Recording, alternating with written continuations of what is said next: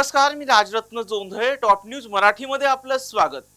संतोष देशमुख हत्या प्रकरणाचे पडसाद राज्यभर उमटत असतानाच या प्रकरणातील खंडणीचा आरोपी वाल्मिक कराड याच्यावर मकोका अंतर्गत कारवाई करण्यात आली.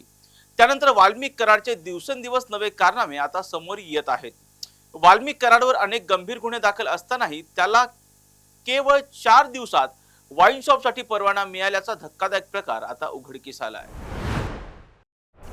संतोष देशमुख हत्या आणि खंडणी प्रकरणात आरोपी असलेला वाल्मिक कराड सध्या न्यायालयीन कोठडीत आहे. कराडच्या अनेक ठिकाणी मालमत्ता असल्याचंही समोर आलंय. बीड, परळी, पुणे, पिंपरी चिंचवड, सोलापूर नंतर आता लातूर मध्येही वाल्मिक कराडची मालमत्ता असल्याची माहिती समोर आली आहे. वाल्मिक कराडच्या दोन्ही पत्नीच्या नावावर एकूण 19 कोटी 75 लाख रुपयांची मालमत्ता असल्याचं मीडिया रिपोर्टनुसार सांगण्यात आलंय. वाल्मिक कराडच्या नावावरही मोठी संपत्ती आहे. पहिली पत्नी मंजिरी यांच्या नावावर 4.25 कोटी रुपये तर दुसरी पत्नी ज्योती यांच्या नावावर तब्बल 17 कोटी 50 लाख रुपयांची संपत्ती असल्याचं सांगितलं जातंय. वाल्मिक कराडवर खंडणी, खुनाचा प्रयत्न, जीवे मारण्याची अशा पद्धतीचे वाल्मिक कराडवर 15 पेक्षा जास्त गुन्हे दाखल आहेत. वाल्मिकवर गंभीर गुन्ह्याची शृंखला असताना देखील त्याला वाईन शॉपचा परवाना मिळाला आणि केज नगर पंचायतीने त्याच्या वाईन शॉपसाठी 4च दिवसात ना हरकत प्रमाणपत्र सुद्धा दिले. विशेष म्हणजे केजमध्ये त्याच्या नावे जागा देखील नाही.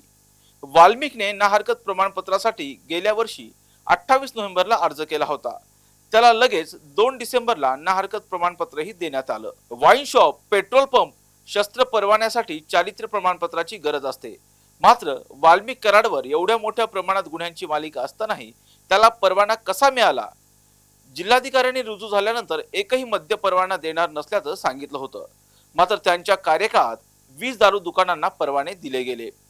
वाल्मिक कराडवर गंभीर गुन्हे दाखल असताना त्याला परवाना कसा काय दिला असा सवालही सर्वसामान्य जनतेतून विचारला जातोय.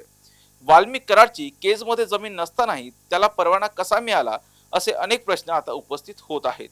या प्रकरणामध्ये वाल्मिक कराडला मदत करणाऱ्या त्या सरकारी कर्मचाऱ्यांवर कारवाई होणार का हे पाहणं आता महत्त्वाचं असणार आहे.